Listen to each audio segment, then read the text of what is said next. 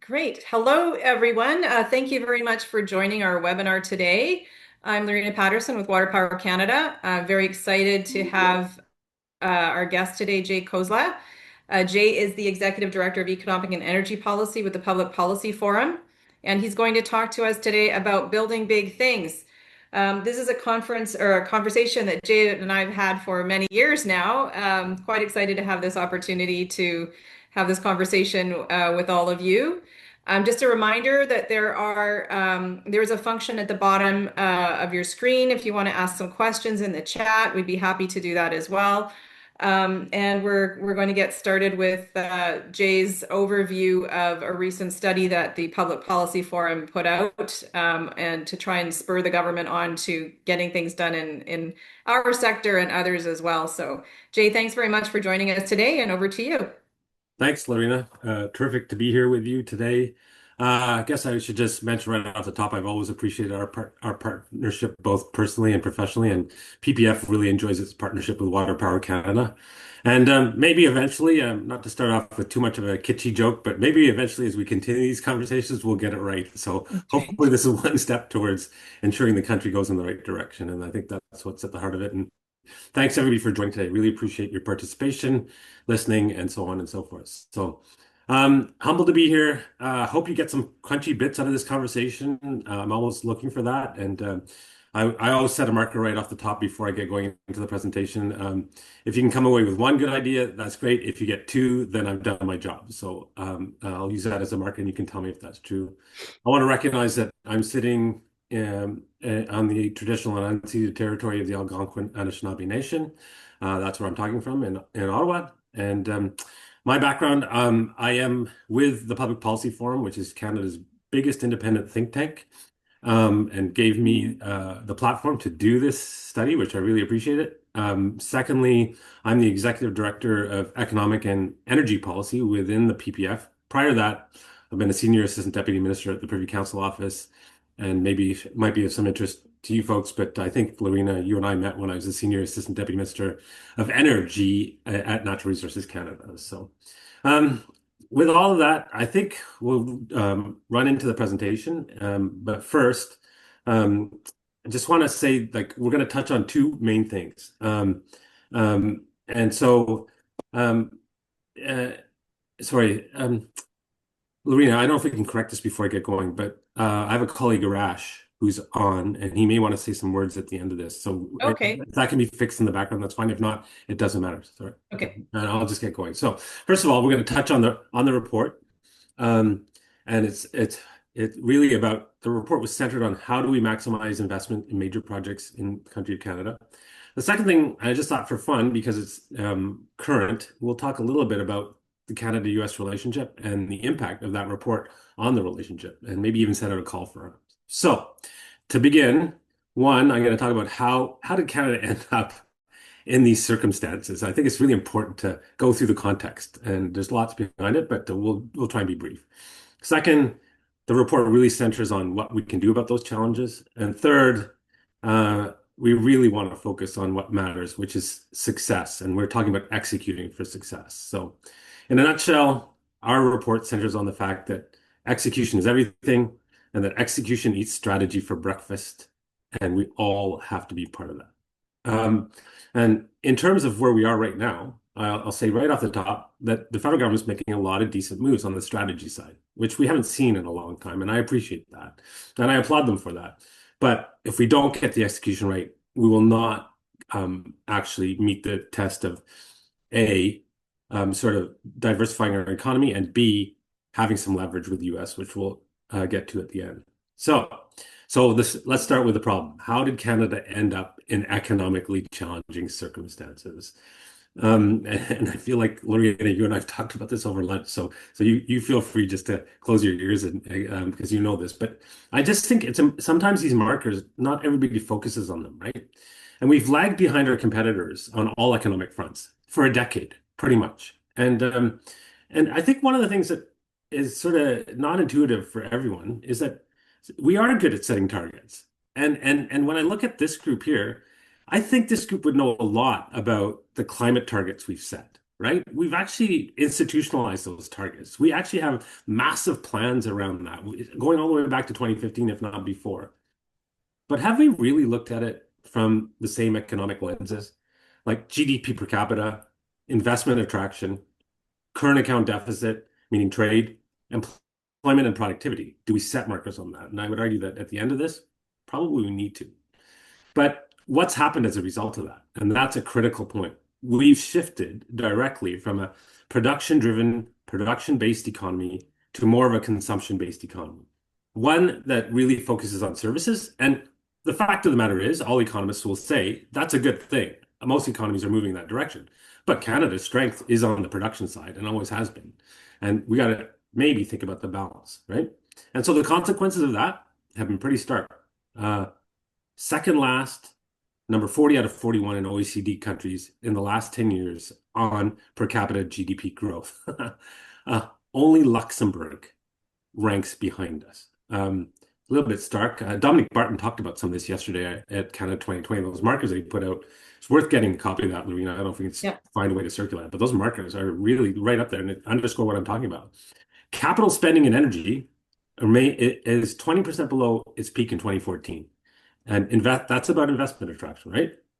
Canadian workers produce 27% less output per hour than their US counterparts. And this is the largest productivity gap we've had in 40 years. And in terms of capital investment, Canada invests only 55 cents per dollar in terms of comparison to the US. And this one I just threw in for fun. There's a whole ticker tape of more stuff. I'll stop at this one, but it really bugs me, right? Canada's fallen from fourth to 23rd place in the World Bank's ease of doing business rankings from 2006 to 2020. Meanwhile, energy, critical minerals, enabling infrastructure, agriculture, forestry, all of these things that service key economic assets are there to leverage.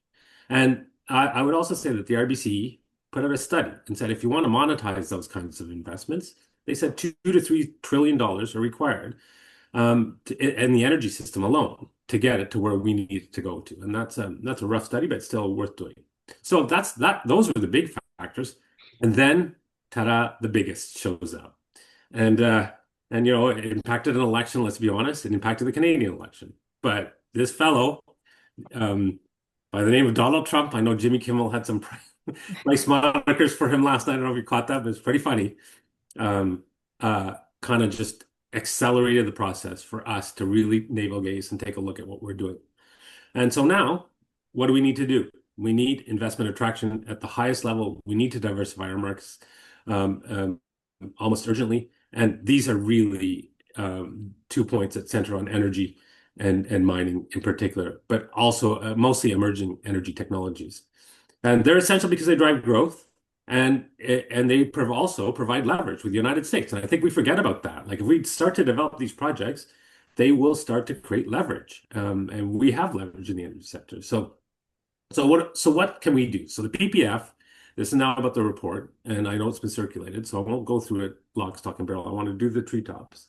But the PPF set out to determine what does it take to unlock major resource projects in the country, especially in the energy and mining sectors. And then also, how do those projects then drive GDP, right? And how do they help meet the bigger markers, right? And so, and we know for a fact that if you add the sum total of the projects that are on a list and come to it, they will change our GDP trajectory immensely, whether it be SMRs, whether it be mining, whether it be hydro, whether it be LNG, whether it be CCUS. And that's one thing I'd sort of maybe stop there for 30 seconds. Like we have been really trying in the PPF to ensure that there's even alignment and unanimity amongst the energy sector colleagues. And it's starting to happen, and I really appreciate that. But I think it's a call to arms for everybody around this table. That, it doesn't matter which form, size, shape of the project. The projects need to move. They will get done if they're viable financially. And I'd like to see the energy and mining sectors all rowing in the same direction. I know, Lorena, you guys do a great job in that respect, but it's always worth saying that we need to join up.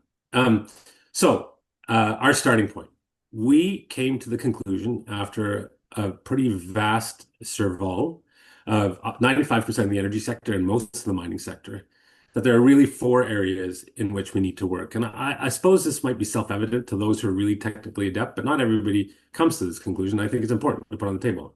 And the four things that need to come together in order for projects to hit what we chased, final investment decision, FID, that was really the essence of our report, are these. One, financing and coordinated financing, especially between governments and the private sector. And one of the things we noticed, and was told to us many, many times by developers, including your team, Lorena, is the alphabet soup of financing instruments between the federal and provincial governments that are out there. We can go through them if you want, but we're talking about CIB, the Infrastructure Bank, CGF, Growth Fund, SIF, which I know has a different label. I think it's to support something or another. EDC, BDC, FCC, you name it, they're not working in concert. ITCs, those things. So coordinated financing matters. Effective and efficient regulations.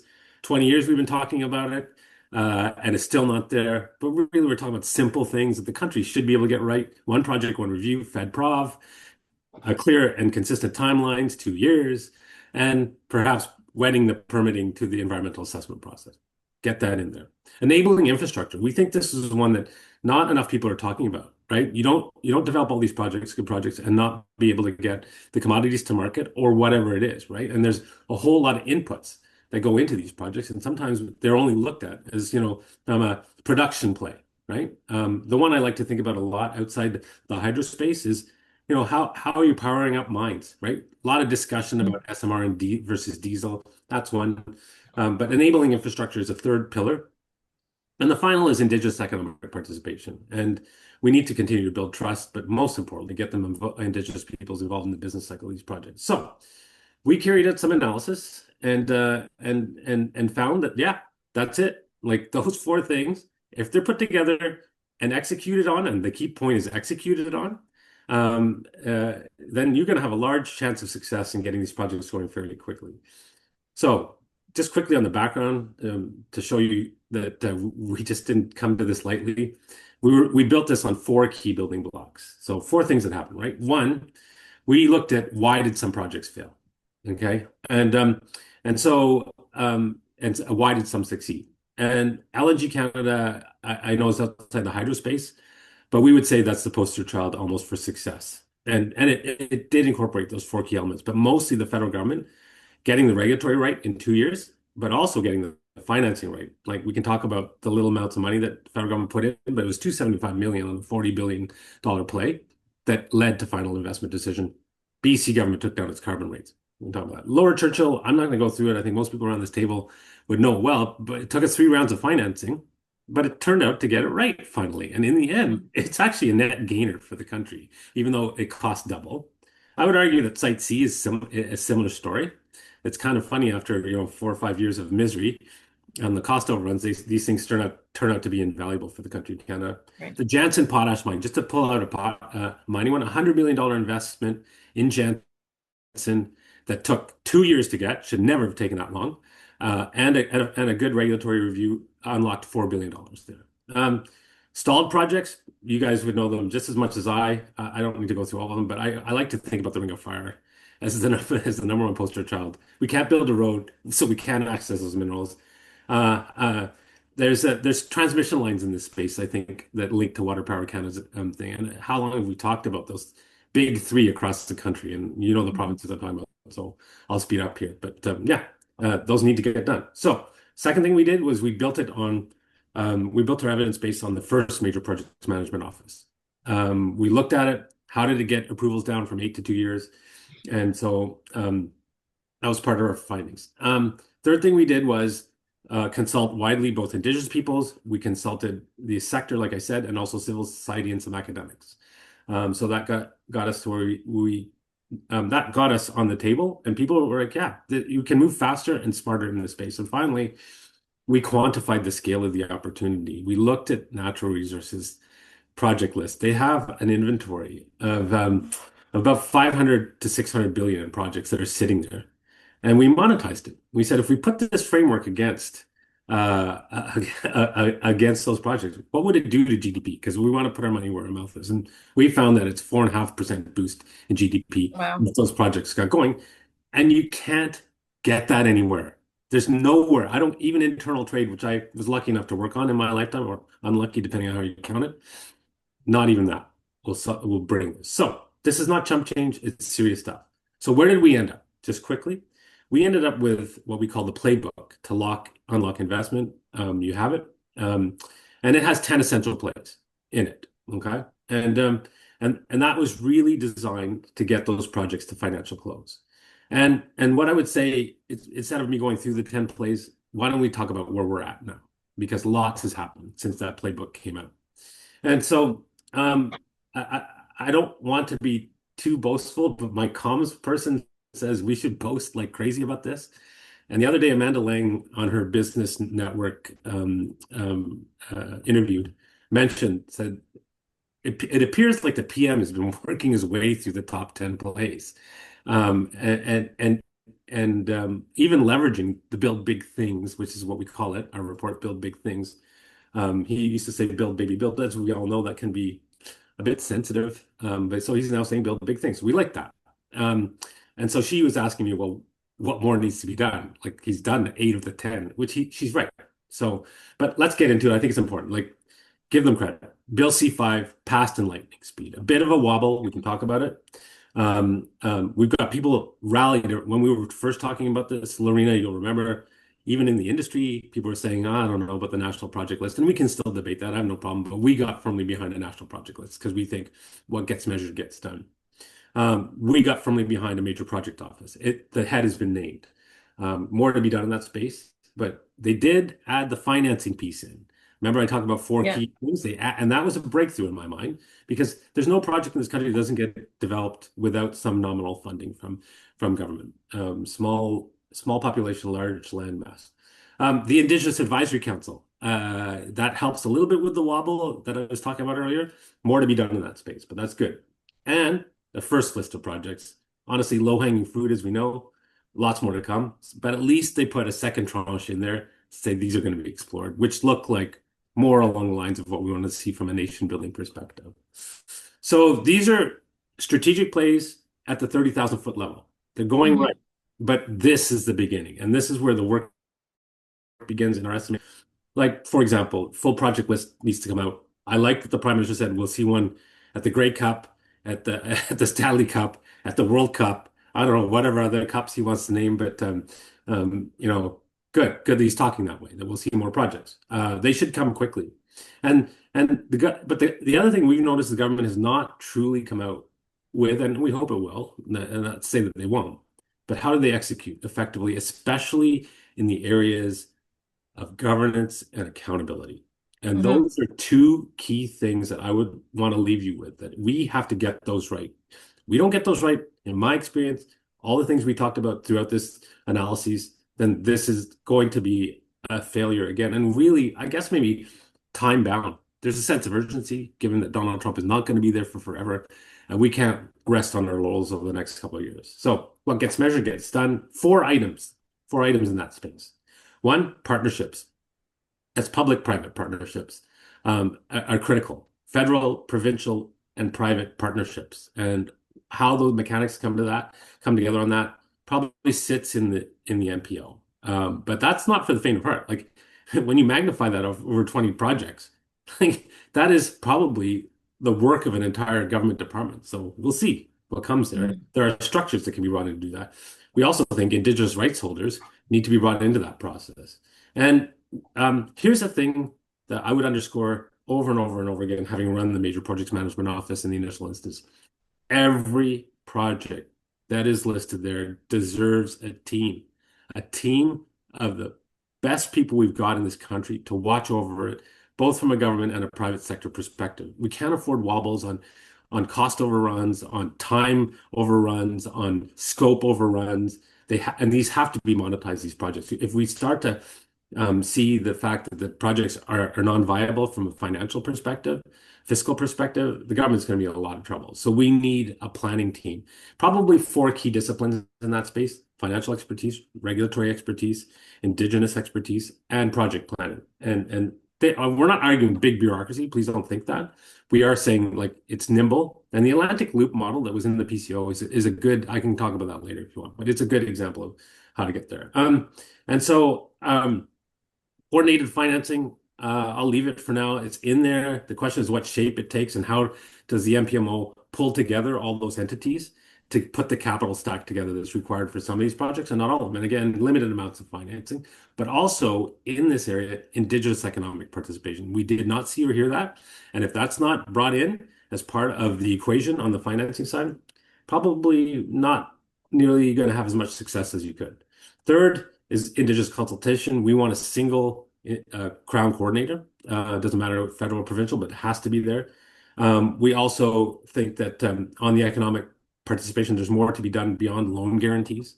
There's obviously operational elements, safety elements, all need to be calibrated very quickly. And that's the whole thing. And finally, the main thing, execution. And we need a laser focus on these projects, right? And that's starting with the PM at the top of the ticket. And we've been arguing over and over again that if they don't, and we're going to put this out later, Lorena, so here's a précis to some folks, a scorecard that needs to sit in every cabinet member, every provincial premier's pocket, vest pocket that says this project, here are the areas we're tracking, where is it on track, where is it off track? And really 4 areas would be monitored, measured that. A dedicated cabinet committee to investment and growth and projects. Sort of there, but not really. A regular cadence with first ministers, meaning the prime minister and first ministers, either meeting like monthly or bi-monthly, but it has to happen and going through on the measurement side. More importantly, DMs make a difference in this space. And I mean federal and provincial deputy ministers. I've seen it with my own eyes. If a prime minister says to a deputy minister, do something, it gets done generally. And the best example we have on that recently is COVID. COVID, we reorganized, reoriented like you wouldn't believe in the federal system when I was there. And so if the prime minister has 2 years, those bureaucrats will do that and they will find a way. I remember a time, for example, when late great Ian Shugart was at a major projects meeting with me. And I said to him, Ian, I just heard, and it was on a hydro project, come to think of it. I said, Ian, your department's telling me it's going to take 3 years for that permit. And he said, Jay, I promise you, you will have that permit in 3 months. That's what we're talking about, execution. So without that kind of discipline and focus and not getting distracted by other priorities, things may not work. And we really are going to keep at it. And why I say that, let me give you the perfect counter argument, which is internal trade. I love that file. I watched over it. I do know we can get economic advances on it. When Trump came in, it was probably the #1 file talked about. Ontario signed 13 bilateral MOUs, I think, with every other province, right? And yet, where did it go? Where is it now? Did it make a difference? Is labor moving across the country? Are truckers having an easier time of it? Is BC wine in Ontario stores more than it was before? It is. To be fair, it is. Yeah. A little bit. But we argue that things that stay in the spotlight move. And that seems to be slipping a little bit. I mean, they took all of the federal government, to its credit, took all of the free trade exceptions out of the CFTA. But you need to keep at it. And hopefully we won't lose the focus and discipline and momentum on the project side. Okay. So last, what do we want to see at the biggest of all levels? Coming back to where I started, we want to see a measure that says these projects, once they're going, how are they going to boost GDP per capita? We want to see how many jobs they're going to create. We want to see what they're going to do from a trade trajectory standpoint. Why are they strategically being chosen to diversify our markets, for example? We want to see how are they going to increase productivity and employment. And we think those are the ultimate measures. So last point on Canada, US, I think I've gone on too long. I'm sorry, Lorena, but I just want to say that I won't give the whole spiel, but we've got a real opportunity coming up if we play this right. And there's a massive strategic play, right? Long ago, we were really working towards and driving towards a North American energy strategy. And in Khosla 1, we talked a little bit about it. Now, the US is out consulting on Khosla 2. And I really do think if we get this calibrated right, if we get a few more projects on the list that show that we're diversifying our markets and we're doing East-West, it creates a lot of leverage in terms of that review. And I believe that we should all be thinking at this table and all of the other energy mining and resource tables about how do we incorporate an energy and mining chapter or chapters within the new CUSMA that work hopefully amongst three jurisdictions, but at least two, Canada and the US. And I think if we calibrate the projects right and get them going, the geopolitical perspective will play out very effectively for us. So maybe just one added bonus at the end. And we know that hydro has a huge role to play in that direction, right? Mhm. I was often asked in CUSMA 1, how could hydro be leveraged in terms of negotiations when the steel tariffs came down? So Yeah, it does happen. Okay. So anyway, there you have it. Thank you for listening. Sorry that's for great. having gone on a little too long. That's Happy to all take good. questions. That's all good. So, with regards to your Kuzma comments, we talked about this. I was on the Mexican side of the equation back then, working on behalf of the Mexican Natural Gas Association then, and we had a really good, solid chapter based on cooperation, integration. It would have really diversified North America as a whole. So I would love to see that come back. I hope that we can get there. I want to push back a little bit though on one of the concepts that you talked about. You said you want to have a team per project to watch over it, and coming from the private sector, I think there are a lot of people being comfortable with the concept of having a team of government people to tell them what to do, and I can just imagine the engineers in the field, trying to carry out things that they need to get the projects done, and having to report back to a government sent team that's telling them what to do. I can see some conflict there. How do you actually envision that going ahead in your mind, and who pays for that? Because that's expensive. You're talking engineers, financial analysts. You're talking, putting together a pretty high-powered sort of team to watch over something like that. And if you didn't have those sorts of people, I could see even worse problems. So how would that even work practically? So great question. To my mind, and let's talk it out a little bit. To my mind, this is why the MPO has been created, is to do that job from a government perspective and from a Fed Prov perspective, meaning to get into the books of some of these projects, to prove to the system internally on its own and ministers and the Prime Minister that these are projects that can be pursued and can be delivered on time. So we're already there, and maybe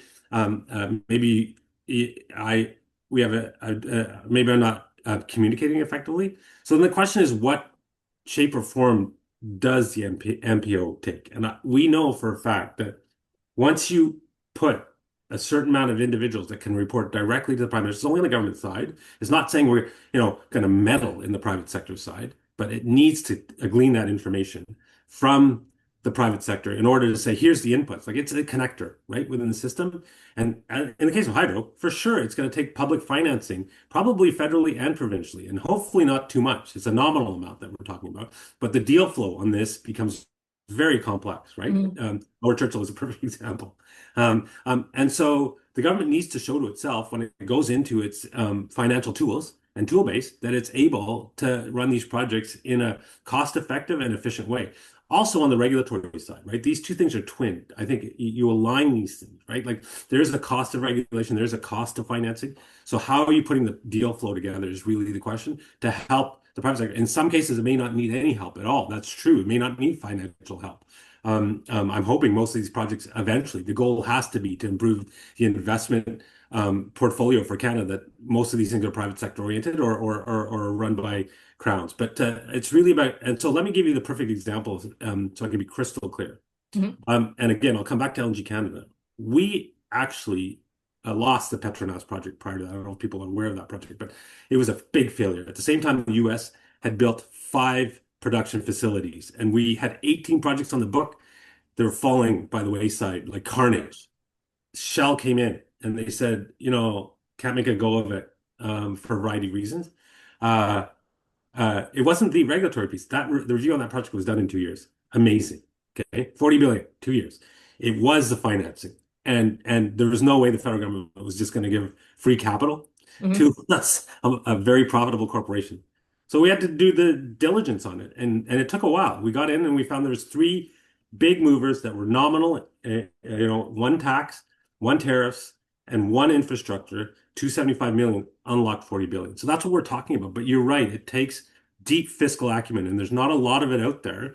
And the federal government's going to have to procure it. But it's had it in the past. It's not new for the federal government to do that. It is new for the Department of Finance, who I think should be directly involved, to think that way, right? Hmm. So, and it also has to prove to itself those big markets. How does that project help grow Canada's economic pie? That's essentially what we were asked on the LNG Canada project. If we invest, will we recoup that money? So this is the kind of acumen we're talking about. Not to interfere in the projects, not at all, but to prove to the taxpayer, the ratepayer, whoever it is, that these are good investable projects. You could argue that CGF and CIB do a little of that right now, but not to the fullest extent. Could you, rather than take that approach, maybe embed someone with the project so that they move Sure. along with the project? Then it's a much lower lift in terms of the manpower.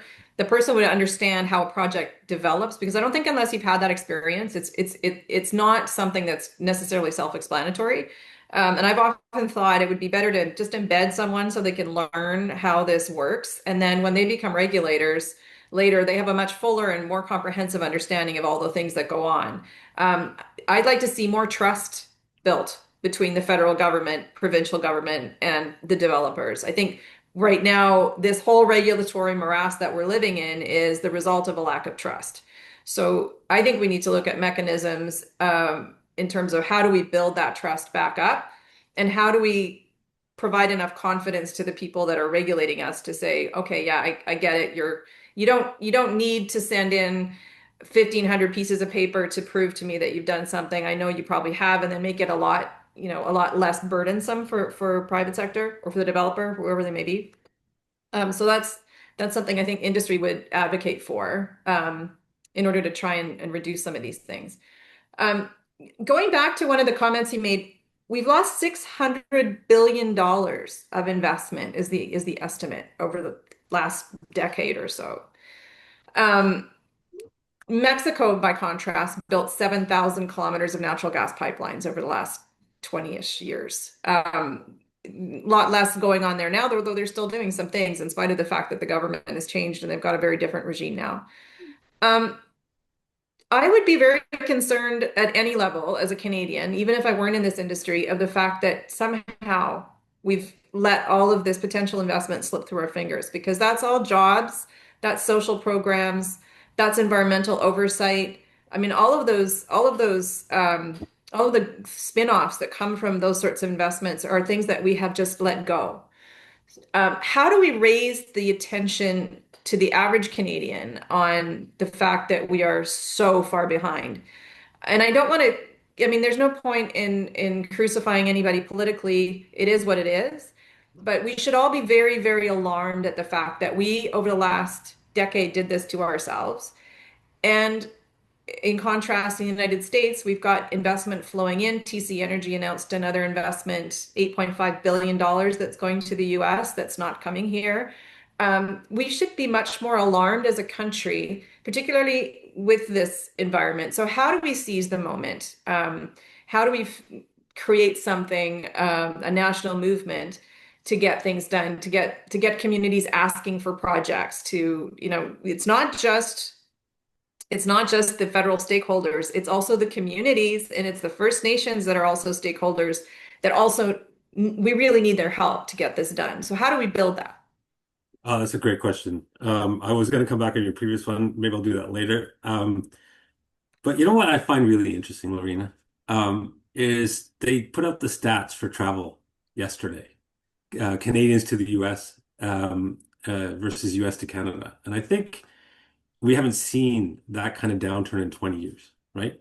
So Canadians are responded to this challenge, right? It's Mhm. very clear. We've made the case, and Canadians are going on all the apps and grocery stores. Like they're actually intuiting that this is a moment in time. We made the case that we should have a national project list, which I didn't think we would see that. The people, like sometimes we overlook these things. That's a historic moment for Canada. And I'm proud of that, that we've agreed finally there should Mhm. be these projects worth pursuing.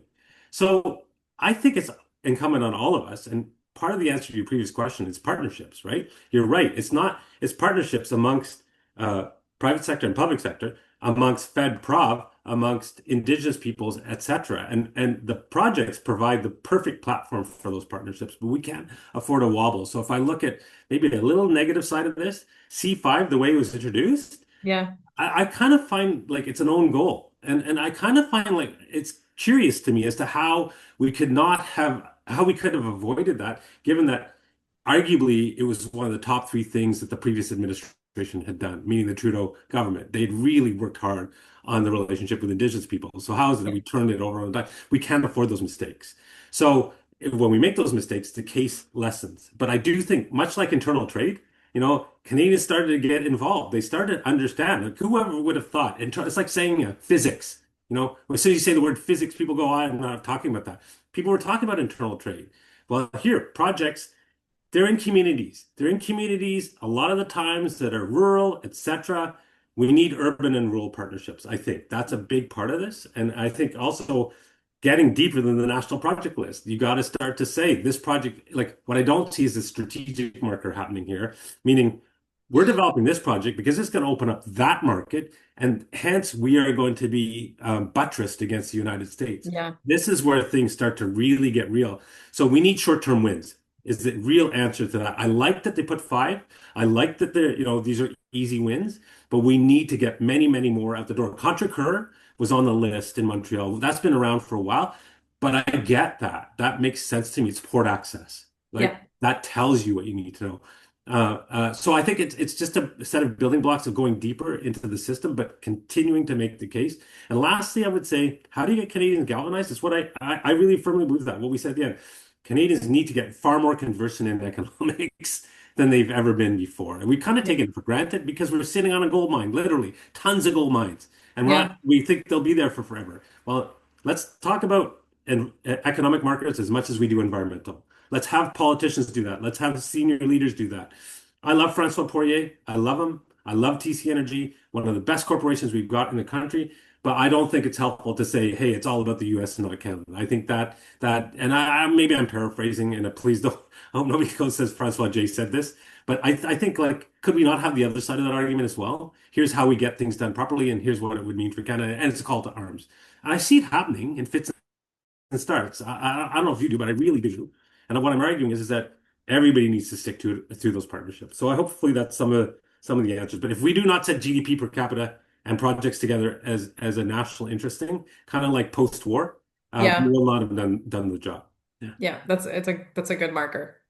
One comment I heard yesterday at the conference that we were both at was Canadians spend 99% of the time avoiding risk and 1% of the time innovating. We need to flip that around too. I think that's another thing to think about. We've got a question in the chat.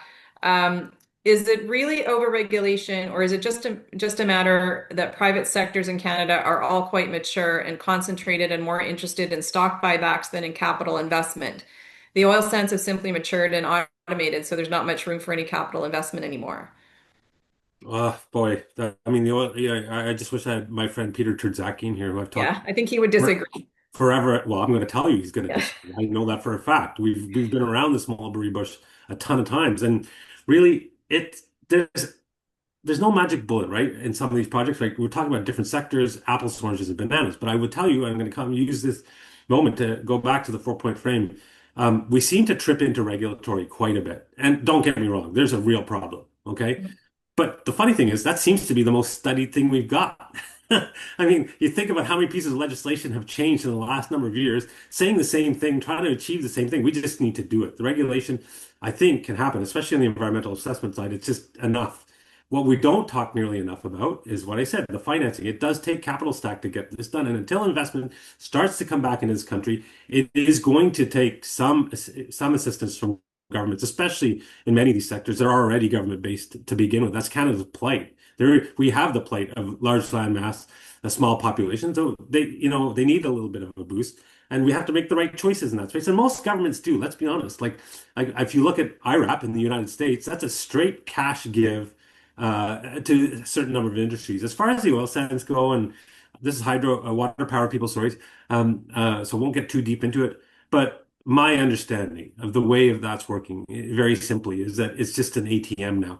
And, Yeah. and the reason it's an ATM is because Nobody wants to, this goes down to the productivity question. Nobody wants to reinvest.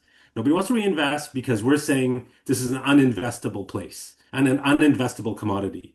But that's actually not true when you go one layer deeper. And that's what Terzackian always says. He says the investment's not, it's not going into the futures. The investment's actually going into, just keeping the lights on and things like that. So if we can keep the lights on, then why are we not able to do that? And frankly, I really love, and I've talked to Daniel Smith a little bit about this.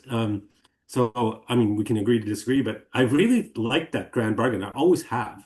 I think it's really important for us to decarbonize at the same time as increasing our market access and our production. And I think that's an equation that we haven't really looked at strongly enough. I think about your members in this situation, right? Mhm. Think about the twinning of hydropower with anything, right? The ultimate AI, dream.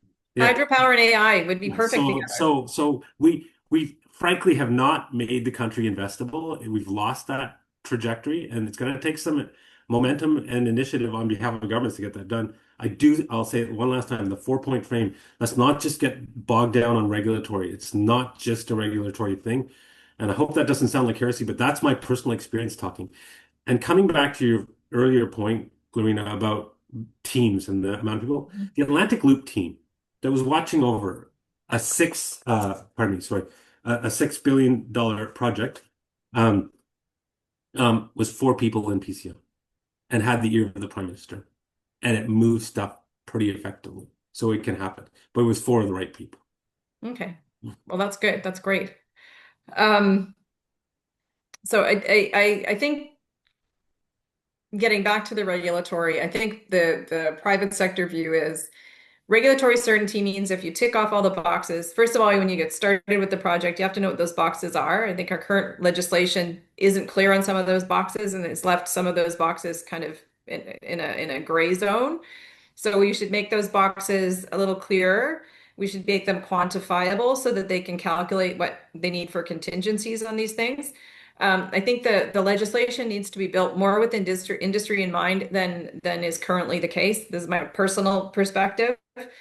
If we can get that regulatory certainty so that when you tick all the boxes, you know your project is in good standing with whoever the stakeholder may be, and then you can move forward, I think the financing also follows. So it's very interconnected. They are very related, and it's an all at once requirement, I think. I don't know that you can get one without the other. I agree, and I guess perhaps what you're jogging in my mind is the concept of systems thinking. Yeah. And sorry, so when I say systems thinking, is the marriage of different energy entities working together to get there. Also the 4-point frame, but there's lots into this, and I think that's what I'd like to see from the federal government is how is it kind of looking at all these projects across the chessboard and saying, yeah, we're going to achieve that kind of a result, right? Yeah. I think about the Vancouver port in particular. It really bothers me.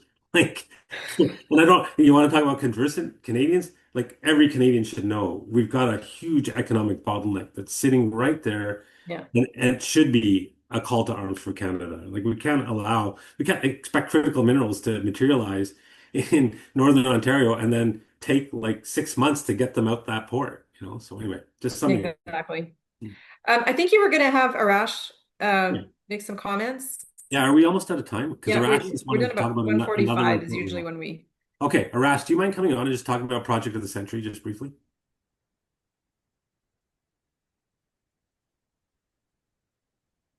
Maybe? Oh, maybe I've got Oh, it's Arash. struggling. There he is. Yeah. Very much. Thank you very much, Lorena.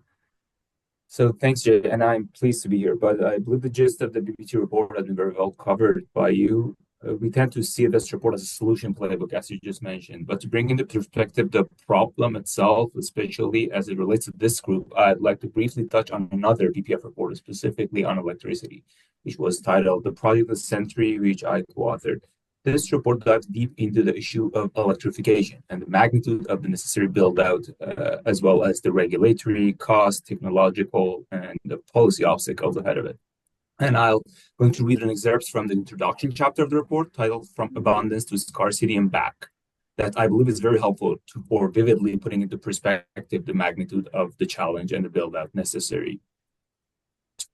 the government of Canada forecasts that the electricity supply capacity will have to grow by 2.2 to 3.4 times of what we have today. Imagine every dam, turbine, nuclear plant, and solar panel across Canada, and then picture a couple of more next to them. Two more James Bay in Quebec, two more Niagara Falls in Ontario, two more Site Seas in British Columbia, two more Darlington. Canada's national landscape is currently dotted by more than 100 power plants of at least 250 megawatts, each big enough to supply a fairly large city. Soon we will need 220 or to 340 of them. So this is the magnitude challenge that we're talking here. And this report and the playbook come up with some nuanced solution that Jay covered. I'll put a link to this report in the chat if it can be enabled, and hope you all have a chance to review once you're done reading BBT playbook. And thanks everyone for your attention. Back to you, Lorena. Thank you, Rash. That's great. Yeah, so the electricity growth requirements are huge going forward. And obviously our members are all very focused on that as well. So we will have a lot to do. Before we close today, I just want to give a plug for our conference next week. It's Canadian Water Week here in Ottawa. So anyone who's listening who hasn't registered, please consider having a look online to see the agenda, and hopefully we'll see you next week. We've got a really exciting program planned for Wednesday, Thursday, Friday next week. So I hope to see you there.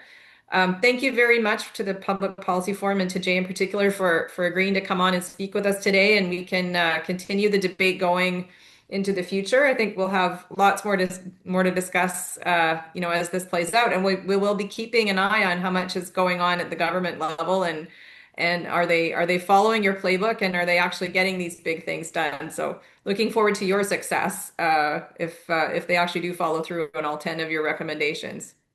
Thanks, Lorena. We really appreciated the time. And if any of your members want to contact us, as I said, we have such a strong partnership with you. We'd be happy to do that. And I would say it's Canada's success that's at stake here. So let's all get together and make this happen. Gull Island, anybody? Yeah, exactly. Exactly. Yeah. All right. Well, thanks very much, everyone. And we'll see you next time. Bye, everybody. Bye-bye.